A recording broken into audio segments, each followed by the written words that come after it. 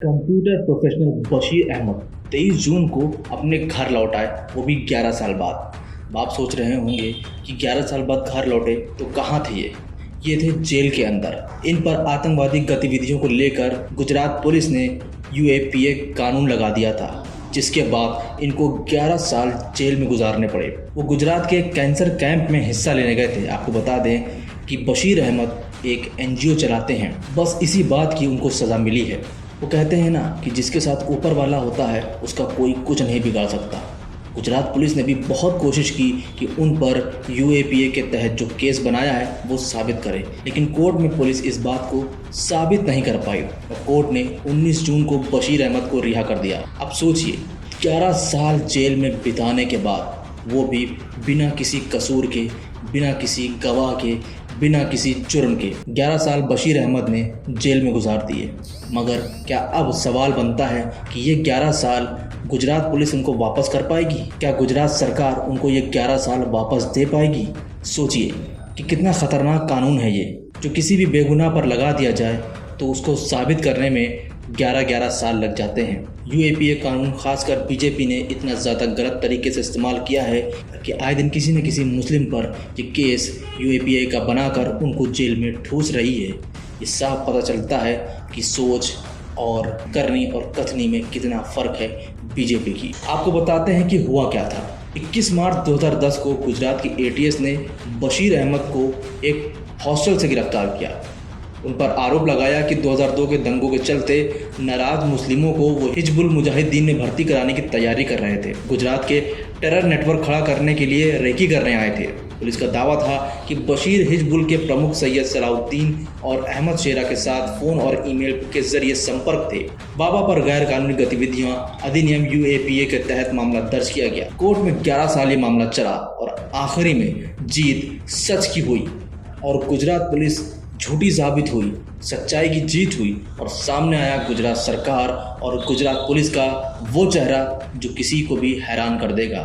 क्या terror network ये नहीं कहलाएगा कि किसी पर भी यूएपीए कानून लगाकर आप उसको 11-11 साल जेल में रखें? बशीर अहमद के वकीलों ने अदालत में कहा कि वो कैंसर मरीजों की देखभाल करने के लिए 4 दिन के कैंप में शामिल होने के लिए गुजरात गए थे। कैंसर कैंप का अनुभव लेने के बाद घाटी में जाकर मरीजों को किमाया फाउंडेशन के जरिए सेवा दे रहे थे। बता दें कि गुजरात में बड़ी एनजीओ के प्रोजेक्ट हेड के तौर पर कश्मीर में काम करते हैं। अंग्रेजी अखबार द इंडियन एक्सप्रेस ने बाबा के बारे में बताया, ये सोचकर कश्मीर से निकले थे कि 15 दिन की ट्रेनिंग करके वापस आ जाएंगे, लेकिन ऐसा नहीं हुआ।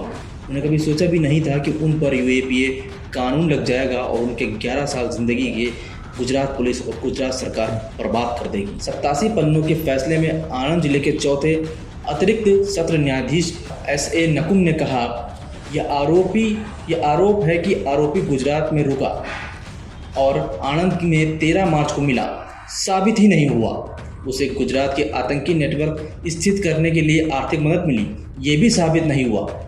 ना ही ये सबूत दे पाई है गुजरात पुलिस कि उसने टेरर मॉड्यूल स्थापित किया है। यानी कि जितने भी आरोप गुजरात पुलिस ने लगाए थे वो सब के सब आरोप गलत साबित हुए। एक भी आरोप गुजरात पुलिस साबित करने में नाकाम रही। 11 साल बशीर अहमद के बर्बाद कर दिए, उनकी जिंदगी को तबाह कर दिया। अदालत ने कहा कि अभियोजन पक्ष पूरी तरीके से आरोपों को साबित करने में नाकाम रहा है। बाबा के वकील खालिद शेख ने बताया कि एटीएस ने ये तर्क दिया था कि बाबा ने कैंप डॉक्टर के लैपटॉप का इस्तेमाल करके पाकिस्तान के हिजबुल हेडलर्स को ईमेल भेजा था। एटीएस ने यह भी कहा था कि बाबा को खाना या नमाज के नाम पर कई कैंप से निकलते और संदिग्ध फ़ोन लगाते हुए देखा गया था। शेख ने इंडियन एक्सप्रेस को बताया कि बाबा ने ये कैंप श्रीनगर में एक डॉक्टर की सिफारिश पर ज्वाइन किया था। उनकी 28 फरवरी 2010 को वापसी का टिकट भी बुक था। तभी एटीएस ने उन्हें पकड़ लिया और टीवी पर हिजबुल मुजाहिदीन का आतंकवादी बताकर पेश कर दिया। सोचिए कि कितनी ज़्यादा शर्मिंदगी उठानी पड़ी होगी उनके परिवार को, वो भी बिना वजह, बिना कसूर के वो बंदा 11 साल जेल में बंद रहा जिसका कोई जुर्म नहीं था। हर बार हर जगह पर बीजेपी सरकार नाकाम हुई है। यूएपीए को पहले तो कानून लगाती है, उसके बाद साबित करने में नाकाम होती है क्योंकि वो आरोप ही झूठे होते हैं। लेकिन इससे सिर्फ उसका मकसद ये होता है कि मुसलमानों को बदनाम करे, उनको बदनाम करके उनके खिलाफ दंगे भड़काए, लोगों को भड़काए और अपनी राजनीति जो हिंदुत्व वाली है वो चमकाए। और हर बार ये सामने आया है। अब आप सोचिए 11 साल बाद उन लोग घर तो लौटे, इस बात की तो उन्हें खुशी है, लेकिन इस बात का भी दुख है कि वो क्यों जेल में बंद थे, उन्होंने किया क्या था, आखिर उनकी गलती क्या थी। क्या गलती सिर्फ उनकी इतनी थी कि वो मुसलमान थे, मुसलमान के नाम पर उन पर यूएपीए कानून लगा दिया गया बिना वजह। ये सोचने वाली बात है कि बीजेपी कितनी ज़्यादा गंदी राजनीति करती है और सिर्फ मुसलमानों को ही टारगेट करती है। 7 साल तक न्याय का दरवाज़ा खटखटाने के बाद 2017 में बशीर अहमद का पिता का निधन हो गया। सोचिए कितना ज़्यादा दर्दनाक है ये कि अपने बेकसूर बेटे को न्याय दिलाते दिलाते एक बाप जान से हाथ धो बैठे, यानी कि वो गुजर गए इस उम्मीद में कि कभी उनका बेटा बाहर आएगा, उनसे मिलेगा, उनके गले लगेगा, मगर ऐसा नहीं हुआ। उससे पहले कि बशीर बाहर आते उनके पिता का स्वर्गवास हो गया। जेल में रहने के दौरान बशीर अहमद पॉलिटिक्स और पब्लिक एडमिनिस्ट्रेशन की एमए की डिग्री हासिल की। घर वापसी पर बाबा ने कहा, मुझे वापस आकर बहुत खुशी हो रही है, साथ में दुख भी है। मुझे पता था कि मैं बेगुनाह हूँ, इसलिए मैंने कभी उम्मीद नहीं छोड़ी। मुझे पता था कि मैं किसी न किसी दिन ज़रूर बाइज्जत बरी हो जाऊंगा। आपको बता दें कि हर बार यूएपीए कानून पर सवालिया निशान खड़े होते रहे हैं, खासकर तब जब इलाहाबाद हाई कोर्ट ने भी यूपी सरकार के यूएपीए कानून का इस्तेमाल करने पर सवाल खड़े कर दिए थे। यूपी में भी इस तरह के कई केसेस देखे गए थे जिसमें सरकार ने बेकसूरों पर यूएपीए कानून लगा दिया, उनको जेल में डाल दिया। हाल ही में दिल्ली हाई कोर्ट ने भी यूएपीए कानून पर सवाल खड़े कर दिए थे। दिल्ली दंगों में भी तीनों आरोपियों पर बेल देते वक्त दिल्ली हाई कोर्ट ने यूएपीए कानून पर कड़ी आपत्ति जताई थी और चेतावनी भी दी थी कि यूएपीए का कानून गलत तरीके से इस्तेमाल नहीं होना चाहिए। मगर अगर बीजेपी इस कानून का इस्तेमाल बंद कर देगी तो राजनीति कैसे करेगी, कैसे वो बेकसूर मुसलमानों को जेल में डालेगी, कैसे अपनी राजनीति चमकाएगी। क्या अब सरकार उस बंदे के 11 साल वापस कर सकती है जो उसने बेगुनाह होने के बावजूद भी जेल में गुजारे?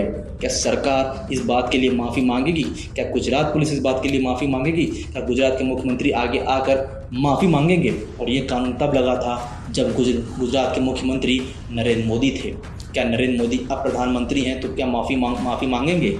जब वो मुस्लिमों के बोलते हैं कि वो भी इस देश के नागरिक हैं, तो इस देश के नागरिक हैं तो वो इस देश के प्रधानमंत्री हैं, और एक बेकसूर को 11 साल अपने जेल में काटने पड़े हैं, तो इसके लिए प्रधानमंत्री को माफ़ी मांगनी चाहिए, क्योंकि उनके मुख्यमंत्री रहते हुए ही ये काम हुआ था।